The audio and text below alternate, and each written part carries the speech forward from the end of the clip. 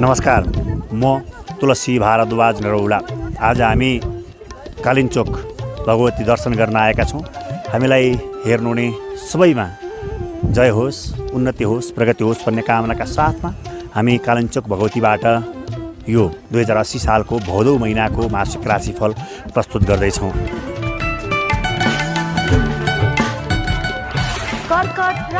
कर्कट राशिका लागि यो 2080 सालको भदौ महिनामा मूलतः मङ्गल ग्रह, बुध ग्रह र शुक्र ग्रह, यी तीनवटा ग्रह तपाईँका लागि विशेष राम्रा छन्। यिनले के गर्छन् भने तपाईँ कर्कट राशिका साथीहरूका लागि मङ्गल ग्रह पराक्रम भन्ने कोठामा कन्या राशिमा बसेका छन् र मङ्गल ग्रहले सुख, श्री प्राप्ति भन्दैछ।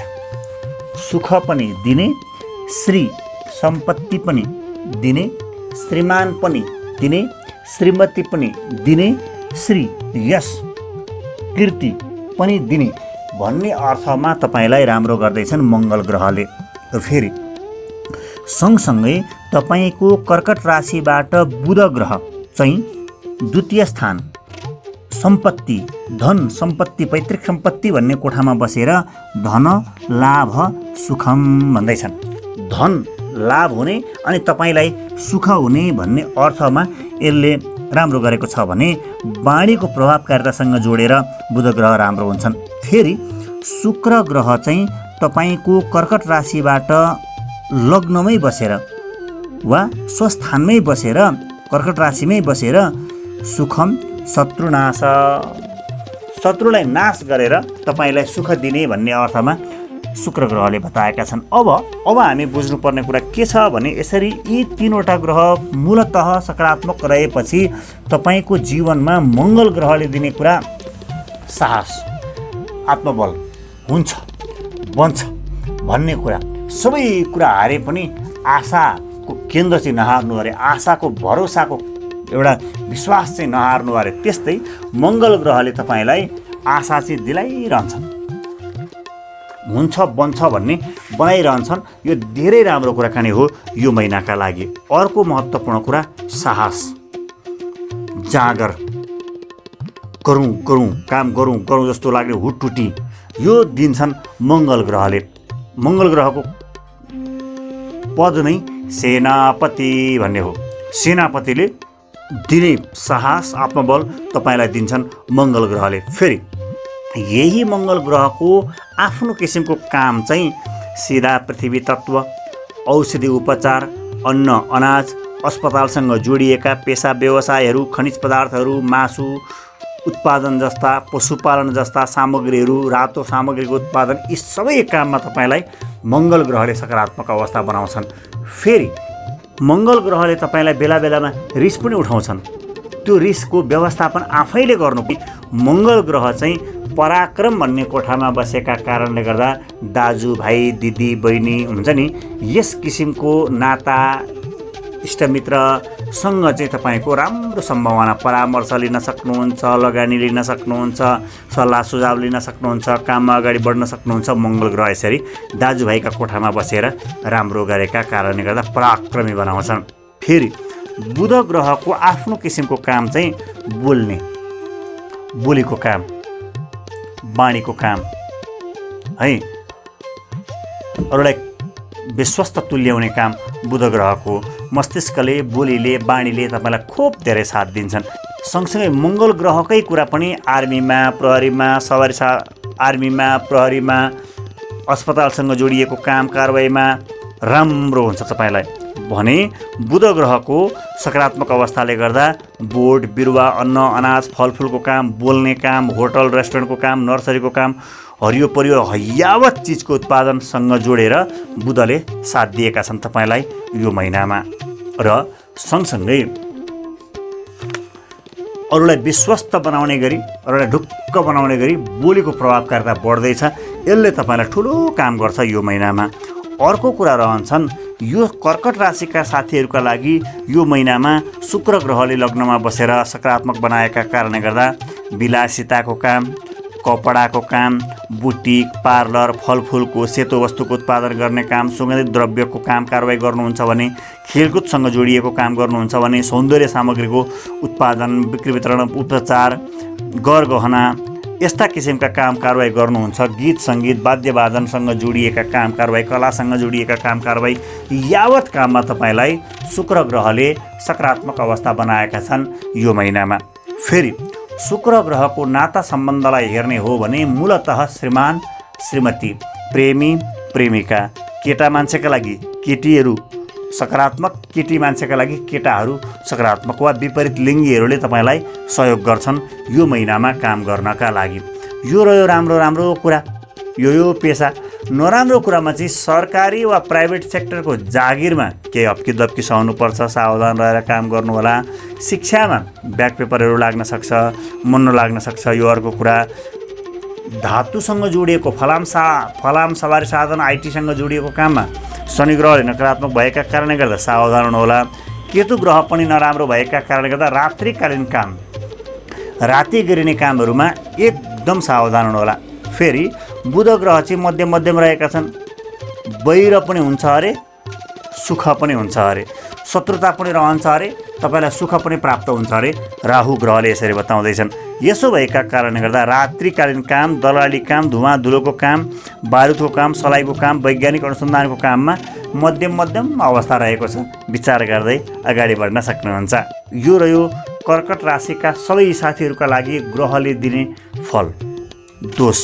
अब कुरा हामी जोड्छौँ यो महिनामा तपाईँका लागि राम्रा गते अनि नराम्रा गते कति गते हुन्। यो महिनामा ती गतेले तपाईँका लागि घात बनाएका छन् कि, मित्र बनाएका छन् कि, अधिमित्र खुब धेरै फाइदा हुने बनाएका छन् कि, यो कुराकानी जोड्छौँ। सुरुवातमा राम्रो, धेरै राम्रो अर्थमा जोड्छौँ। जीवनमा तपाईँको राशिबाट, कर्कट राशिबाट राशि स्वामीको, चन्द्रमाको वा अन्य ग्रहको गोचरी अवस्थामा सकारात्मक रहेकोलाई हामीले राम्रो भन्छौँ भने, नराम्रो रहेको भनेको तपाईँको सन्तान सन्ततिको गोचरी अवस्थाको नराम्रो अवस्था भएका बेलामा हामीले त्यो दिनलाई नराम्रो भन्छौँ। त्यही क्रममा यो महिनामा कर्कट राशिका लागि राम्रा अङ्कहरू, राम्रा गतेहरू, विशेष गरेर राम्रा गतेहरू 2, 3, 4, 8, 15, 16, 17, 23, 24, 25, 26, 30 र 31 यो गतेहरू राम्रा गते अन्तर्गत पर्छन्। तपाईँले जीवनमा ठुल्ठुलो निर्णय लिनुपर्छ, जग्गा जमिनमा हात हाल्नुपर्छ भने यो दिनमा निर्णय गर्नुभयो भने राम्रो हुन्छ। फेरि नराम्रो, ठुलो काममा लगानी गर्ने, ठुलो यात्रा गर्ने, लामो यात्रा गर्ने काम चाहिँ गर्नु हुँदैन। 9 गते, 10 गते र 28 गते अनि 21 गते पनि। 9, 10, 21 र 28 यो गते बार्नु राम्रो हुन्छ। यो दिनमा चुपा लागेर बस्नु राम्रो हुन्छ। नयाँ काम गर्न थाल्नुभयो, ठुलो काम गर्न थाल्नुभयो भने यसले बिगार गर्न सक्छ। र सँगसँगै यति भइसकेपछि, राम्रा गते र नराम्रा गते छुट्याइसकेपछि समग्रतामा तपाईँका लागि 80% राम्रो छ यो महिना। 80% राम्रो भनेको कम होइन, साह्रै धेरै हो। तपाईँको कुण्डलीमा रहेको, कुण्डलीको गोचरी अवस्थाले राम्रो भएको, तपाईँको कुण्डलीमा चिनाको दशाले राम्रो भएको छ भने झन् धेरै राम्रो हुन्छ। भने कसो कहिलेकाहीँ त्यो 10-15%, 20% जति चाहिँ कुण्डलीमा विशेष खराब छ, शत्रुको नीचको दशा चलेको छ, त्यो दशान्तर दशामा अहिले हुनुहुन्छ भने यो समग्रताको राशिफलले छुँदैन, त्यो व्यक्तिगत चिनाले बढी छुन्छ। यो भएका कारणले गर्दा हामीले यो प्रतिशत छुट्याइरहेका छौँ, यो कुरा विचार गर्नुहोला। सँगसँगै यो महिनामा तपाईँ चिट्ठा काट्न चाहनुहुन्छ, चिट्ठा परोस् भन्ने चाहनुहुन्छ भने 2, 3, 6 यी अङ्कहरू राम्रा अङ्क अन्तर्गत पर्छन् तपाईँलाई चिट्ठा पर्नका लागि। हो, यो अङ्कलाई जगाउन पनि सक्नुहुन्छ तपाईँले, दान गरेर, सेवा गरेर, पशुलाई कम्पाउन्ड खिलाई, किरा फट्याङ्ग्रालाई अथवा बिरुवामा पानी लगाएर पनि, वृक्षारोपण गरेर पनि 2, 3, 6 यो अङ्क प्रयोग गरेर राम्रो गर्न सक्नुहुन्छ। फेरि अङ्कहरू नपर्ने अवस्था 1, 5, 7 यी अङ्क नराम्रा अङ्क हुन्। यो महिनामा तपाईँका लागि यो अङ्कले बिगार गर्न सक्छ, सावधान हुनुहोला। यो अङ्क नछान्नु होला चिट्ठा काट्दा ओर्दा अरू ठाउँमा पनि। र सँगसँगै कुनै पनि अङ्क दोहोरिनु तेहोरिनु, राम्रो अङ्क दोहोरिनु तेहोरिनु बढी मात्रामा राम्रो हो भने नराम्रो अङ्क दोहोरिनु तेहोरिनु बढी मात्रामा नराम्रो हो, यो कुरा बुझ्नु होला। 0 अङ्क सामान्य अङ्क हो, दोहोरिनु तिरिनुसँग त्यत्रो ठुलो गुण र दोष गर्दैन। यो यसरी नै बुझ्दा राम्रो हुन्छ। र अन्तर्वार्तामा जाँदा, कसै विशेष मान्छेलाई भेट्न जाँदा सेतो रङको प्रयोग गर्नुभयो भने राम्रो हुन्छ भने पहेँलो किसिमको रङको प्रयोग अत्यन्त कम गर्नुहोला। यो महिनामा तपाईँका लागि सकारात्मक सोच चिन्तन राख्नका लागि सेतो रङ नै बढी मात्रामा राम्रो छ। सँगसँगै स्वास्थ्यका दृष्टिकोणले प्राय कुराहरू यथावत नै रहन्छन्, तर यौन वा गुप्त रोगसँग सम्बन्धित समस्या आउन सक्छ। यो कुरा विचार गर्नुहोला। र नित्य शौच टोयलेट जाने सरसफाइ गर्ने कुरामा ध्यान दिनुहोला, यसले बिगार नगरोस् भन्नका लागि। सँगसँगै सम्बन्धका दृष्टिकोणले यो महिनामा तपाईँको आमासँगको सम्बन्ध राम्रो हुन सक्ने सम्भावना राख्दछ।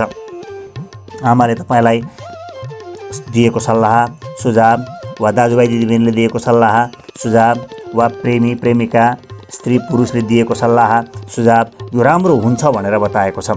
सँगसँगै सम्बन्ध यो भयो भने प्रेम प्रसङ्ग वा दाम्पत्य जीवनको सम्बन्धलाई पनि हेर्ने हो भने वर्षौँदेखि बिग्रिएको छ, मनमुटाव छ, नबोलेको अवस्था छ, अथवा अलग अलग बसेको अवस्था छ, अथवा माइतमा घरमा अथवा देशमा विदेशमा बसेर पनि नबोलेको अवस्था छ भने अहिले तपाईँको श्रीमान श्रीमती प्रेमी प्रेमिकासँगको सम्बन्ध सुधार गर्ने धेरै राम्रो समय हो। सुधार गर्ने प्रयासमा रहनुहोला। र यात्रा गर्ने क्रममा स्वास्थ्यको डरले स्वास्थ्यको काममा राम्रो होस् भन्नका लागि यात्रा हुन सक्छ अरे। र निरर्थक किसिमको शिक्षामा लगानी हुन्छ कि समय व्यतीत हुन्छ कि भन्ने सङ्केत गर्दछ। त्यो कुरालाई विचार गर्दै अगाडि बढ्नुहोला। प्रयास गर्ने कुरामा राशि मिल्ने साथीसँग प्रयास गर्नुभयो भने राम्रो हुन्छ। तपाईँको कर्कट राशिकै मान्छेहरूसँग मिल्छ, धनु राशिसँग मिल्छ, मीन राशिसँग मिल्छ। उहाँहरूसँग मिलेर काम गर्नुभयो भने खुब धेरै राम्रो गर्न सक्नुहुन्छ भने सावधान रहनुपर्ने कुरामा चाहिँ स्पष्ट वक्ता सुखी भवेत्। स्पष्ट बोल्ने कोसिस गर्नुहोला। ल्याङलुङ गर्ने टार्ने ओर्ने नगर्नुहोला, यसले तपाईँलाई राम्रो गर्छ। र उपाय गर्ने क्रममा व्रत बस्ने क्रममा तपाईँ व्रत बस्नुहोला। नबोल्ने किसिमको व्रत वा अन्न खाँदा, चामल खाँदा, भात खाँदा, रोटी खाँदा म बोल्दिनँ, अब 1 महिनाभरि बोल्दिनँ भनेर सोच्नुभयो भने धेरै राम्रो हुन्छ। र सँगसँगै उपाय गर्ने क्रममा भाग्य चम्कियोस् भन्नका लागि तपाईँले दोहद खान सक्नुहुन्छ। आइतबारको दिनमा के खाने, सोमबारको दिनमा के खाने, मङ्गलबारको दिनमा के खाएर यात्रामा निस्किने, यो सबै कुरा हामीले हाम्रो युट्युब च्यानलमा हरेक दिनको दैनिक राशिफलमा राख्ने गरेका छौँ, हेर्न सक्नुहुन्छ। र सँगसँगै भाग्य चम्काउनका लागि विशेष प्रगति उन्नति गर्नका लागि चन्द्रमाको मन्त्र ओम सोम सोमाय नमः, ओम सोम सोमाय नमः, यो मन्त्रको उच्चारणले तपाईँलाई खुब धेरै प्रगति उन्नति गराउँछ, खुब धेरै साथ दिन्छ। यो कुरा रहेको छ यो महिनामा। यो महिनामा सेयर बजारसँग जोडेर हेर्ने हो भने तपाईँको सोमबारको दिनमा सेयर बजारमा हात हाल्नुभयो भने राम्रो हुन्छ। बिहिबारको दिनमा सेयर बजारमा सेयर किन्ने ओर्ने काम नगर्नुहोला यो महिनामा। सँगसँगै तरल पदार्थ, कस्मेटिक आइटम, गीत सङ्गीत, वाद्यवादनसँग जोडिएको, म्युजिक कम्पनीहरूसँग जोडिएको, म्युजिक इन्स्ट्रुमेन्टहरू उत्पादन गर्ने कम्पनीहरूको सेयर किन्नुभयो भने साह्रै धेरै राम्रो। र सँगसँगै शिक्षासँग जोडिएको, स्कुल कलेजसँग जोडिएको सेयर तपाईँका लागि यो महिनामा त्यति राम्रो छैन। हामीले बताउने सेयर संसारको सेयर मार्केटलाई आधार मानेर हेरिरहेका हुन्छौँ। त्यस अर्थमा तपाईँले जहाँ प्रयोग गर्न सक्नुहुन्छ। कतिपय अवस्थामा त्यस्तै किसिमका प्रकृतिका कम्पनीहरू सेयरहरू हाम्रो नेपालमा लिस्टिङ भएका हुँदैनन्। यो कुरा आफैले विचार गर्नुपर्छ, यो कुरा रहेको छ। र सँगसँगै त्यस्तो अवस्थामा पनि तरल पदार्थसँग जोडिएको, सेवामुखी भावसँग जोडिएको, सञ्चारसँग जोडिएको काम कारबाही पनि किन्न सक्नुहुन्छ, सेयरहरू भर्न सक्नुहुन्छ।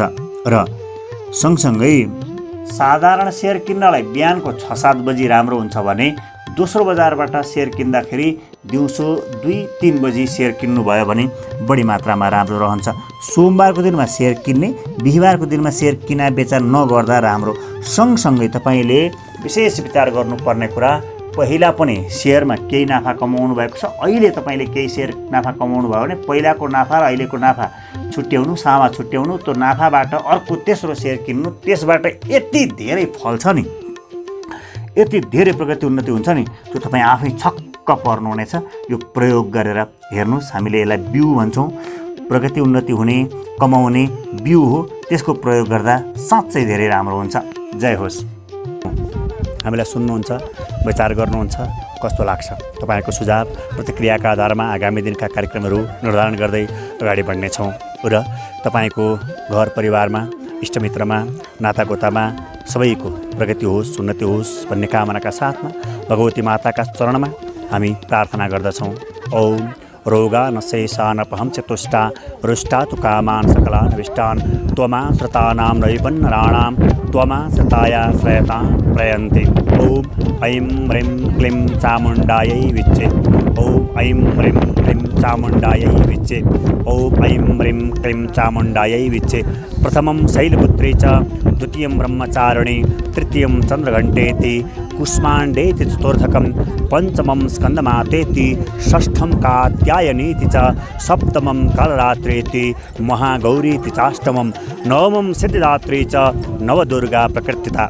संसारमा जति पनि शक्तिपीठहरू हुनुहुन्छ, जहाँ पनि मूल शक्तिपीठहरू रहेका छन्, देवी देवताका, यिनै नवदुर्गा माताका स्वरूप अन्तर्गतमा रहनुभएका छ।